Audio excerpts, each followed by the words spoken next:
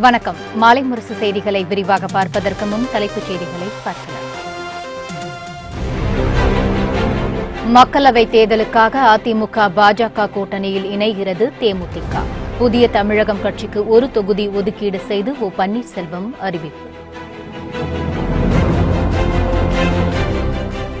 திமுக கூட்டணியில் தோழமை கட்சிகளுடன் தொகுதி பங்கீடு இறுதி செய்யப்பட வாய்ப்பு. மு.க. ஸ்டாலினை நேரில் சந்தித்து ஆதரவு தெரிவித்தார் ஐஜேகே கட்சித் தலைவர் பாரிவேந்தர்.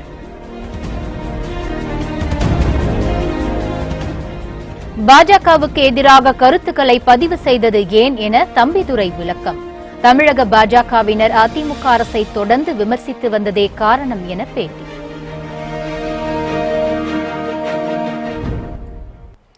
ரஃபேல் ஊழல் செய்த பாஜகவால் பாதுகாப்புக்கு எப்படி உறுதியளிக்க முடியும் என வைகோ கேள்வி.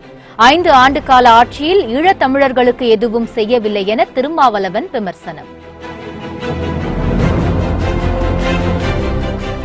மகாராஷ்டிரா, குஜராத், மத்திய பிரதேச மாநிலங்களில் தாக்குதல் நடத்த தீவிரவாதிகள் திட்டம். உளவுத்துறை எச்சரிக்கையை அடுத்து ரயில் நிலையங்கள், மக்கள் கூடும் பகுதிகளில் தீவிர கண்காணிப்பு. இனி செய்திகளை விரிவாக பார்க்கலாம். அதிமுக தேமுதிக கூட்டணி இன்று உறுதி செய்யப்படும் என தகவல்கள் வெளியாகியுள்ளன. சென்னை ராயப்பேட்டை அதிமுக அலுவலகத்துக்கு சென்ற கட்சியின் ஒருங்கிணைப்பாளரும் துணை முதலமைச்சருமான ஓ பன்னீர்செல்வம் தேர்தல் குழுவினருடன் ஆலோசனை நடத்தினர். இதனைத் தொடர்ந்து அடையாறில் உள்ள தனியார் நட்சத்திர விடுதிக்கு ஓ பன்னீர்செல்வம் புறப்பட்டு சென்றுள்ளார். இந்த நிலையில் கோயம்பேடு கட்சி அலுவலகத்தில் தேமுதிக தலைவர் விஜயகாந்த் அவசர ஆலோசனையில் ஈடுபட்டார். இந்த ஆலோசனையில் கட்சியின் தேர்தல் குழுவை சேர்ந்த பார்த்தசாரதி உள்ளிட்ட நிர்வாகிகள் பங்கேற்றுள்ளதாக கூறப்படுகிறது. இதனையடுத்து தேமுதிக தேர்தல் குழு நிர்வாகிகள் அடையார் தனியார் விடுதிக்கு வந்த பின்னர் இரு கட்சிகளிடையே முறைப்படியான பேச்சுவார்த்தை நடைபெறும் என தெரிகிறது. இதனிடையே இதுகுறித்து கட்சியின் இணை ஒருங்கிணைப்பாளரும் முதலமைச்சருமான எடப்பாடி பழனிசாமிக்கு தகவல் தெரிவிக்கப்பட்டு அவரும் அடையாறு தனியார் விடுதிக்கு வருவார் என்று தகவல்கள் தெரிவிக்கின்றன. இதனைத் தொடர்ந்து முதலமைச்சர் முன்னிலையில் அதிமுக தேமுதிக பேச்சுவார்த்தை நடைபெற்று தொகுதி பங்கீடு இறுதி செய்யப்படும் எனவும் அதன் பின்னர் கூட்டணிக்கான ஒப்பந்தத்தில் இரு கட்சிகளின் தலைவர்களும் கையெழுத்திடுவார்கள் எனவும் எதிர்பார்க்கப்படுகிறது.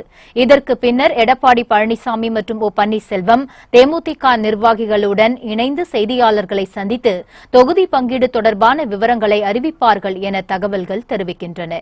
இதனிடையே அதிமுக கூட்டணியில் பாமகவுக்கு 7, பாஜகவுக்கு 5, என்ஆர் காங்கிரசுக்கு 1 தொகுதியும் ஒதுக்கப்பட்டுள்ளது குறிப்பிடத்தக்கது.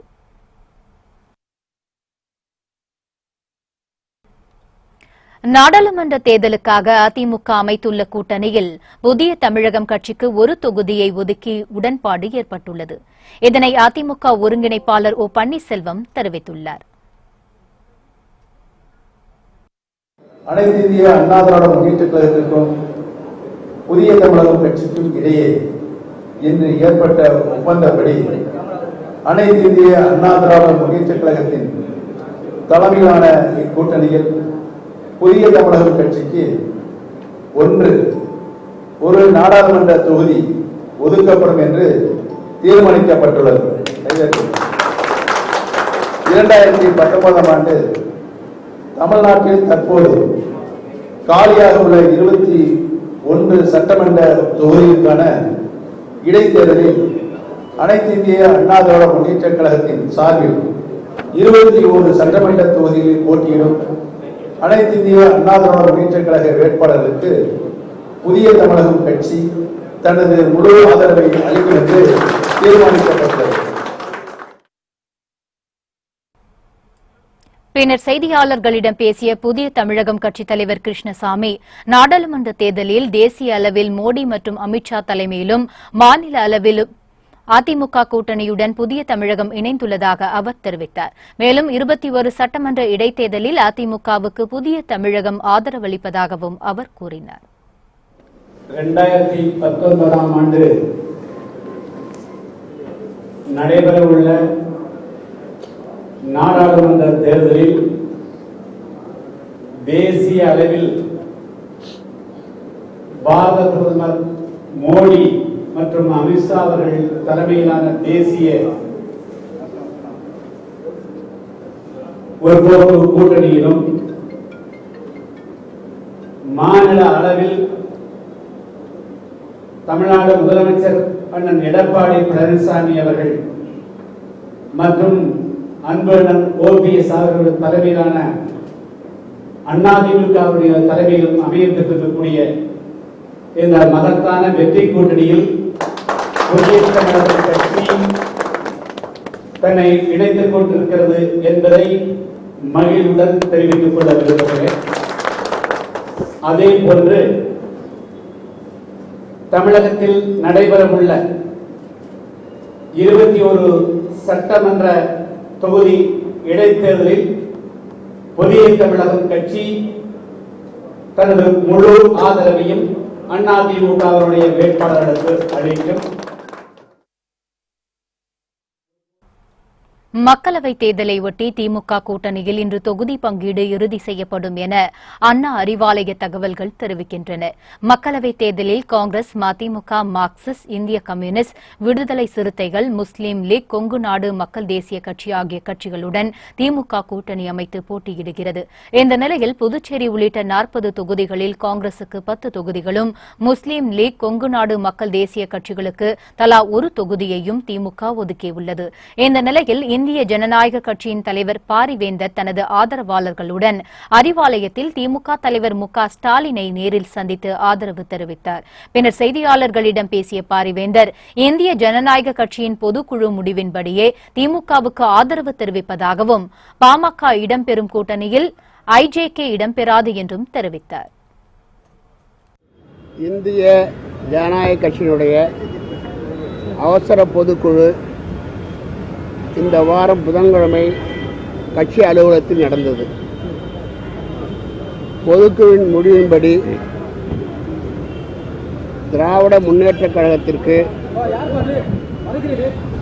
2019 பாராளுமன்ற தேர்தலில் ஆதரவு தெரிவிக்கப்படும் என்று முடிவெடுக்கப்பட்டது. இந்த தேர்தலில் வெற்றி பெற்று தமிழ்நாட்டினுடைய குரலை மைய அரசிலே மொழிந்து தமிழ்நாட்டிற்கு பல காரியங்களை ஆற்றித் தர வேண்டும், அது உங்களால் முடியும் என்று அவருக்கு சொல்லி எங்களுடைய ஆதரவை தெரிவித்திருக்கிறோம். அந்த பாஜக கூட்டணியில் எங்களுக்கு தொடர்ந்து தொல்லை கொடுத்து கொண்டு வந்த, இம்சித்து கொண்டிருந்த, தனிப்பட்ட முறையும் பல்கலைக்கழகத்திற்கும் தொந்தரவு கொடுத்து கொண்டு வந்திருக்கிற அந்த பாட்டாளி மக்கள் கட்சி இருப்பதால் நாங்கள் பைஜேக்கு தொடர முடியாது. இதனைத் தொடர்ந்து மதிமுக, இடதுசாரிகள், விடுதலை சிறுத்தைகள் உள்ளிட்ட கூட்டணி கட்சிகளுடன் திமுக தொகுதி பங்கீடு தொடர்பாக இன்று மீண்டும் பேச்சுவார்த்தை நடத்துகிறது. இதனையடுத்து திமுக கூட்டணியில் கட்சிகளுக்கு தொகுதி பங்கீடு இறுதி செய்யப்பட்டு தொகுதி உடன்பாட்டில் திமுக தலைவர் மு.க. ஸ்டாலினும் கூட்டணி கட்சி தலைவர்களும் கையெழுத்திடுவார்கள் என எதிர்பார்க்கப்படுகிறது. அதில் இந்திய ஜனநாயக கட்சிக்கு 1 தொகுதி ஒதுக்கப்படும் எனவும், பாரிவேந்தர் உதயசூரியன் சின்னத்தில் போட்டியிடுவார் எனவும் அண்ணா அறிவாலய தகவல்கள் தெரிவிக்கின்றன.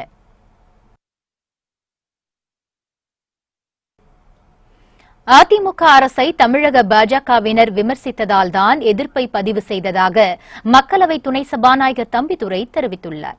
கரூர் அருகே ஒத்தையூரில் சமுதாய நலக்கூடத்தை மக்களவை துணை சபாநாயகர் தம்பிதுரை திறந்து வைத்தார்.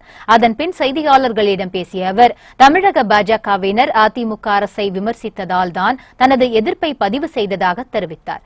இப்போது பிரதமர் நரேந்திர மோடியே அதிமுக அரசை பாராட்டியுள்ளதாகவும் தம்பிதுரை தெரிவித்தார். நீங்க எதிர்த்து பேசுனீங்க, இன்னைக்கு ஆதரிச்சு பேசுன்னு சொல்றீங்க.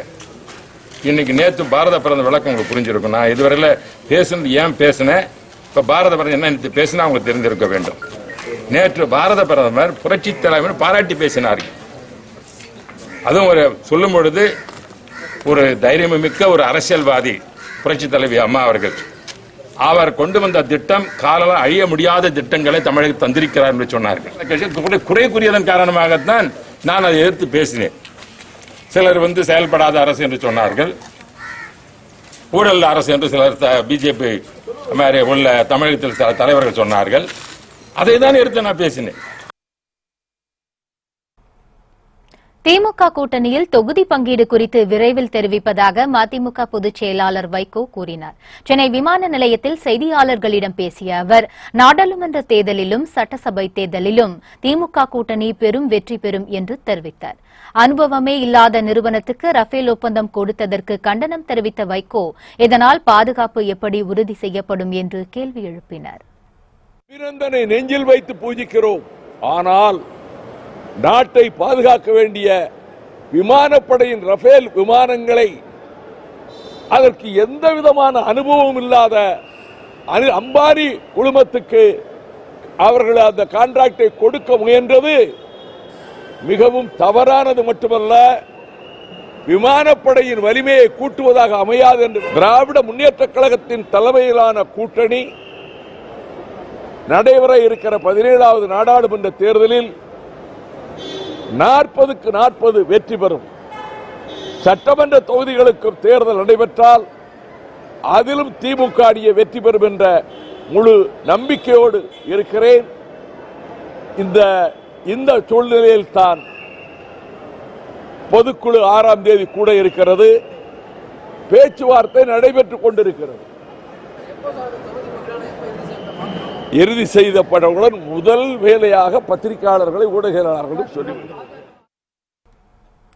புதிய திட்டங்களை அறிவிப்பது, கவர்ச்சி முழக்கமிடுவது தேர்தலுக்காக பிரதமர் மோடி மக்களை ஏமாற்றும் நாடகம் என விடுதலை சிறுத்தைகள் கட்சித் தலைவர் திருமாவளவன் விமர்சித்துள்ளார். திருநெல்வேலியில் செய்தியாளர்களிடம் பேசிய அவர், பிரதமர் மோடி இதுவரை அளித்த வாக்குறுதிகள் எதையும் நிறைவேற்றவில்லை என்று சாடினார். தேர்தல் லாபத்திற்காக ராணுவ படை வீரர்களின் தியாகத்தை பயன்படுத்தக்கூடாது என்று கூறிய திருமாவளவன், காங்கிரஸ், திமுக ஈழத்திற்கு எதிரான கட்சிகள் என்று கூறும் பாஜக இந்த 5 ஆண்டுகளில் ஈழத்தமிழர்களுக்கு செய்தது என்ன என கேள்வி எழுப்பினார். 7 பேர் விடுதலைக்கு மத்திய அரசு எதிராக உள்ளதாக கூறிய அவர், பாஜக இடம்பெற்றுள்ள அதிமுக கூட்டணியில் எத்தனை கட்சிகள் இணைந்தாலும் அது பலவீனமாக கூட்டணியாக தான் என்றும் விமர்சித்தார். பிரதமர் அவர்கள் பிரதமராவதற்கு முன்பும் இதே போன்ற கவர்ச்சி முழக்கங்களை முன்வைத்தார். 1 கோடி பேருக்கு மேலாக வேலைவாய்ப்பு தருவதாக சொன்னார்கள். எவ்வளவு பேருக்கு வேலைவாய்ப்பு தந்தார்கள் என்பதை இதுவரையில் வெளிப்படுத்தவில்லை. சொன்ன வாக்குறுதிகள் எதையுமே நிறைவேற்றவில்லை. தேர்தல் நெருங்குகிற நேரத்தில் விவசாயிகளின் வங்கிக் கணக்கிலே பணம் வைப்பு தொகையாக அல்லது உதவித்தொகையாக வழங்குகிறார்கள். அதுபோல தேர்தலுக்கான கவர்ச்சி முழக்கங்களை, கவர்ச்சி திட்டங்களை அறிவிப்பது என்பதுதான் மோடி அவர்களின் வாடிக்கை. ஆகவே இது ஒரு ஏமாற்று வேலை, தேர்தலுக்காக செய்கிற ஒரு நாடகம். மத்திய மாநில அரசுகளிடம் வலியுறுத்தி 8 வழிச்சாலை திட்டத்தை வரவிடாமல் வலியுறுத்துவோம் என பாமக இளைஞர் அணி பொதுச் செயலாளர் அன்புமணி ராமதாஸ் தெரிவித்தார். தருமபுரி அருகே செய்தியாளர்களிடம் பேசிய அவர், மாவட்ட மக்களின் 78 ஆண்டு கால கோரிக்கையான தருமபுரி மொரப்பூர் ரயில் திட்ட அடிக்கல் நாட்டும் விழா நாளை மறுநாள் நடைபெறும் எனவும், விழாவில் மத்திய அமைச்சர் பியூஷ் கோயல் கலந்து கொள்வதாகவும் கூறினார். 8 வழிச்சாலை திட்டம் விவசாயிகளுக்கு எதிரான திட்டம் என்பதால் அதனை செயல்படுத்தக்கூடாது என மத்திய மாநில அரசுகளை வலியுறுத்துவோம் என்று கூறிய அன்புமணி ராமதாஸ், நடிகர்கள் அரசியல் ஈடுபடாது என கமலஹாசனை விமர்சித்தார். அதிமுக, பாமக, பாஜக கூட்டணியில் தேமுதிக இணைந்தால் மகிழ்ச்சி என்றும் அவர் கூறினார். முழுமையாக 179A அந்த ஹைவேஸ் வாணியம்பாடியிலிருந்து அயோத்திப்பட்டினம் வரைக்கும் அதை முழுமையாக செய்ய வேண்டும் என நாங்கள் வலியுறுத்தியிருக்கிறேன். நிச்சயமாக நான் வலியுறுத்துவேன். நிதின் கட்கரி அவர்களை சந்தித்து வலியுறுத்தி இருக்கின்றேன். 8 வழிச்சாலை சம்பந்தமாக எங்களுடைய நிலைப்பாடு அப்படிதான் இருக்கு. அதை எதிர்க்கின்றோம். அது வரக்கூடாது. அது விவசாயிகளுக்கு எதிரான திட்டம். அதை நிச்சயமாக அழுத்தம் கொடுத்து இந்த திட்டம் வராமல் நாங்கள் பார்த்துக்கொள்வோம். எங்கள் கூட்டணியில் யார் வேணும்னா வரலாம். தேமுதிக வந்தால் அது மகிழ்ச்சி தான். அரசியல்ல யார் வேணா வரலாங்க. வந்து மக்களுக்கு உழைத்தால் நிச்சயமாக மக்களுக்கு அங்கீகாரம் கொடுப்பார். பிரதமர் மோடி நிகழ்ச்சியில் பங்கேற்ற தமிழக அரசின் டெல்லி பிரதிநிதி தளவாய் சுந்தரத்தை பிரதமரின் பாதுகாவலர் மேடையிலிருந்து கீழே இழுத்து சென்ற செயல் பெரும் பரபரப்பை ஏற்படுத்தியுள்ளது. கன்னியாகுமரி மாவட்டம் அகஸ்தீஸ்வரம் விவேகானந்தா கல்லூரியில் மத்திய அரசு திட்டங்கள் தொடக்க விழா நேற்று நடைபெற்றது. இதில் பிரதமர் மோடி, முதலமைச்சர் எடப்பாடி பழனிசாமி, துணை முதலமைச்சர் ஓ பன்னீர்செல்வம், மத்திய அமைச்சர் பொன் ராதாகிருஷ்ணன், ஆளுநர் பன்வாரிலால் புரோஹித், நாடாளுமன்ற உறுப்பினர் தம்பிதுரை உள்ளிட்டோர் கலந்து கொண்டு சிறப்புரையாற்றினர். நடைபெற்றன. விழாவில் பிரதமர் மோடி திட்ட மாதிரி ஒன்றை பார்வையிட்டுக் கொண்டிருந்தபோது மேடையில் ஆளுநர், முதலமைச்சர் தம்பிதுரை உள்ளிட்டோர் இருந்தனர். தளவாய் சுந்தரமும் பின்னால் நின்று கொண்டிருந்தார். அப்போது பிரதமரின் பாதுகாவலர் ஒருவர் தளவாய் சுந்தரத்தை கையை வலுக்கட்டாயமாக பிடித்து கீழே கூட்டி சென்றார். தமிழக அரசின் டெல்லி பிரதிநிதி பிரதமரின் மேடையில் நிற்கக்கூட அனுமதி இல்லாமல் கீழே இழுத்து விடப்பட்டது பரபரப்பை ஏற்படுத்தியுள்ளது.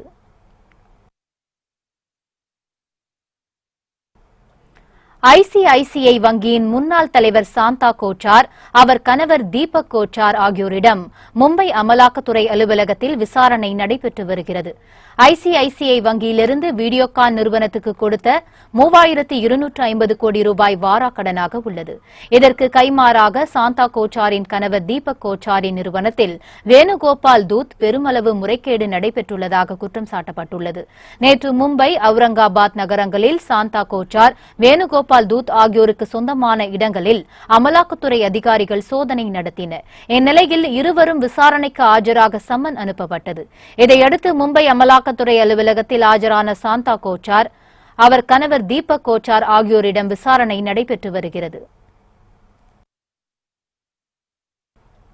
வாக்குறுதியை நிறைவேற்றாமல் ஆந்திராவுக்கு வருகை தருவது ஏன் என்று அம்மாநில முதலமைச்சர் சந்திரபாபு நாயுடு பிரதமர் மோடிக்கு கேள்வி எழுப்பியுள்ளார். இது தொடர்பாக பிரதமர் மோடிக்கு சந்திரபாபு நாயுடு எழுதியுள்ள கடிதத்தில் 5 ஆண்டு காலம் ஆட்சியிலிருந்து ஆந்திராவுக்கு வழங்கிய ஒரு வாக்குறுதியை கூட நிறைவேற்றவில்லை என்று தெரிவித்துள்ளார். 29 முறை டெல்லியில் சந்தித்து மனு அளித்தும் ஆந்திர மக்களின் கோரிக்கை தொடர்பாக இதுவரை எந்தவித நடவடிக்கையும் மேற்கொள்ளவில்லை என சந்திரபாபு நாயுடு கூறியுள்ளார். விசாகப்பட்டினத்திற்கு வரும்போது ஆந்திராவில் வசிக்கும் 5 கோடி மக்களின் கோபத்தினை பிரதிபலிக்க விரும்புவதாக தெரிவித்துள்ள அவர், ஆந்திர மக்களுக்கு அளித்த வாக்குறுதியை நிறைவேற்றாமல் ஆந்திரா வருவதற்கு வெட்கமாக இல்லையா என கேள்வி எழுப்பியுள்ளார். தெலுங்கு தேசம் கட்சியின் தலைவர்களுடன் நடக்கும் ஆலோசனைக் கூட்டத்திற்கு வரும்போது கருப்பு சட்டை அணிந்து எதிர்ப்பை காட்டுவோம் என்றும் தனது கடிதத்தில் சந்திரபாபு நாயுடு குறிப்பிட்டுள்ளார். இந்திய விமானப்படை, கடற்படை ஆகியவற்றின் தலைமை தளபதிகளுக்கு Z+ பாதுகாப்பு அளிக்கப்பட உள்ளது.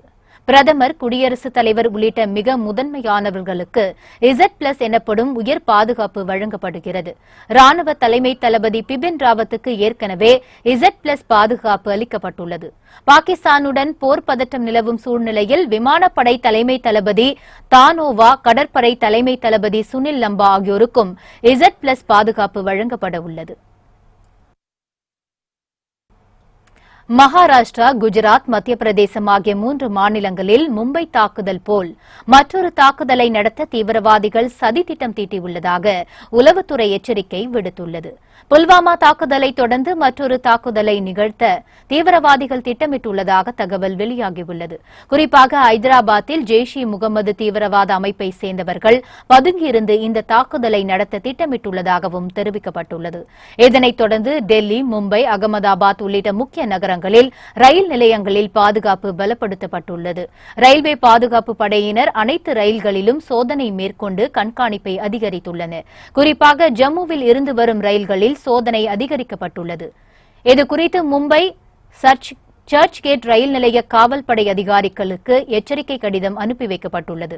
இதேபோல வடோதரா, அகமதாபாத், ராஜ்கோட் உள்ளிட்ட நகரங்களின் ரயில்வே பாதுகாப்பு படையினருக்கும் எச்சரிக்கை கடிதம் அனுப்பி வைக்கப்பட்டு உஷார்படுத்தப்பட்டுள்ளனர். தமிழகத்தில் பல்வேறு நிகழ்வுகளில் உயிரிழந்த 15 நபர்களின் குடும்பங்களுக்கு தலா 1 லட்சம் ரூபாய் நிதி உதவி வழங்க முதலமைச்சர் எடப்பாடி பழனிசாமி உத்தரவிட்டுள்ளார்.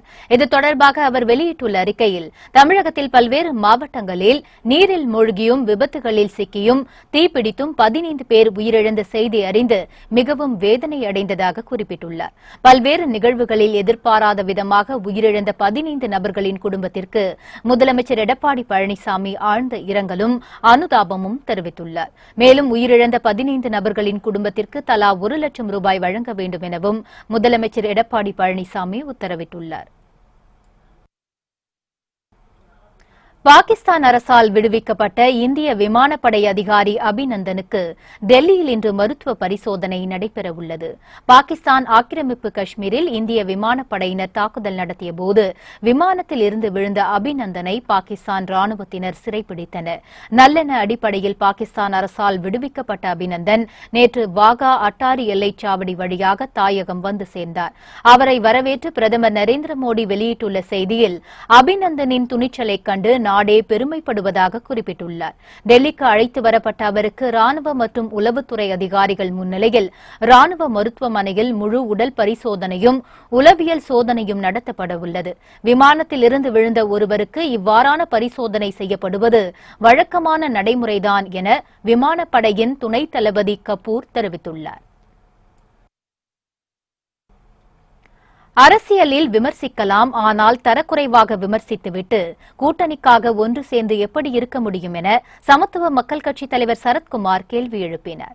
தூத்துக்குடி விமான நிலையத்தில் செய்தியாளர்களிடம் பேசிய அவர் தூத்துக்குடி பாராளுமன்ற தொகுதியில் தான் போட்டியிடவில்லை என்றும் கூறினார். மக்களுக்கு சேவை செய்யும் நபர்களை சுதந்திரமாக தேர்ந்தெடுக்கும் போதுதான் உண்மையான ஜனநாயகம் மலரும் என்றும் சரத்குமார் தெரிவித்தார். என்னை பொறுத்த வரைக்கும் கூட்டணிகள் தேர்தல் களத்திலே ஒத்துப்போகாத மாற்று கருத்து சொல்வர்களாம் ஒன்று சேரும்போது மக்களை நம்ம வருங்கால இளைஞர்களையும் வருங்கால மக்களையும் எப்படி ஒரு தனி மனிதன் சுதந்திரமாக தேர்தலில் நின்று வெற்றி பெறுகின்ற ஒரு சூழலை உருவாக்குவதுதான் சமத்துவ மக்கள் கட்சியின் எண்ணம். நிலைப்பாடு எடுத்தால் நியாயமாக இருக்கணும். ஒரு நாள் திட்டுவீங்க, அதுவும் கீழ்த்தரமான முறையில் திட்டிவிட்டு அருகில் எப்படி தான் உட்கார முடியுது எனக்கு தெரியல, நான் உட்கார மாட்டேன் அப்படி போயிட்டு. கன்னியாகுமரிக்கு வந்த பிரதமர் மோடிக்கு எதிராக கருப்பு கொடி காட்டிய மதிமுக பொதுச் செயலாளர் வைகோ உட்பட 400 பேர் மீது போலீசார் வழக்கு பதிவு செய்துள்ளனர். நெல்லை தூத்துக்குடி சந்திப்பான காவல் கிணறுவில் பிரதமர் மோடி வருகைக்கு எதிர்ப்பு தெரிவித்து வைகோ தலைமையில் போராட்டம் நடைபெற்றது. அப்போது பிரதமர் மோடிக்கு எதிராக கண்டன கோஷங்கள் எழுப்பப்பட்டன. மேலும் கோபேக் மோடி என கருப்பு பலூன்களும் வானில் பறக்கவிடப்பட்டது. இதனையடுத்து பாஜகவினர் சிலர் கூட்டத்தில் கற்களை வீசி தாக்குதல் நடத்தினர். இதனால் அப்பகுதி சலசலப்பு ஏற்பட்டது. இதனைத் தொடர்ந்து வன்முறையை கட்டுப்படுத்த போலீசார் தடியடி நடத்தி கூட்டத்தை கலைத்தனர். பின்னர் வைகோ உள்ளிட்ட மதிமுக தொண்டர்களை காவல்துறையினர் கைது செய்து அழைத்து சென்றனர். கல்வீச்சில் காயமடைந்து 3 பேர் மருத்துவமனையில் அனுமதிக்கப்பட்டுள்ள நிலையில் போராட்டம் தொடர்பாக 50 பெண்கள் உள்பட 400 பேர் மீது பனகுடி போலீசார் வழக்கு பதிவு செய்துள்ளனர். புதுச்சேரியில் கழுத்தை அரித்து இளம்பெண்ணை படுகொலை செய்த நபர்களை போலீசார் தேடி வருகின்றனர். புதுச்சேரி அருகே மடுக்கரை பகுதியில் வசித்து வந்தவர்கள் ராஜசேகர் கங்கா தம்பதியினர். இவர்களுக்கு 2 குழந்தைகள் உள்ளனர். இந்நிலையில் இப்பகுதிக்கு வந்த மர்ம நபர்கள் 2 பேர் கங்காவின் கழுத்தை அறுத்து படுகொலை செய்துவிட்டு தப்பி ஓடினர். இதனை கேள்விப்பட்ட அப்பகுதி வாழ் பொதுமக்கள் மடுக்கரை போலீசாருக்கு தகவல் தெரிவித்தனர். தகவல் அறிந்து சம்பவ இடத்திற்கு வந்த காவல்துறையினர் உடலை கைப்பற்றி உடல் கூராய்வுக்காக மருத்துவமனைக்கு அனுப்பி வைத்தனர். இக்கொலை சம்பவம் எதற்காக நடந்தது என்பது குறித்து போலீசார் விசாரணை நடத்தி வருகின்றனர். தப்பி ஓடிய கொலை குற்றவாளிகள் 2 போலீசார் தேடி வருகின்றனர். ஜம்மு காஷ்மீரில் கடும் பனிப்பொழிவால் தரை முழுவதும் பனிமூடி கிடக்கிறது. வட மாநிலங்களில் முன்னெப்போதும் இல்லாத வகையில் கடுங்குளிர் நிலவுகிறது. இந்நிலையில் ஜம்மு காஷ்மீரின் ஸ்ரீநகரில் இன்று காலையில் கடும் பனிப்பொழிவு இருந்தது. இதனால் தரை முழுவதும் மட்டுமின்றி கட்டடத்தின் கூரைகள், மரங்கள் ஆகியவற்றிலும் பனி மூடியுள்ளதால் அவை வெண்மையாக காட்சியளித்தன.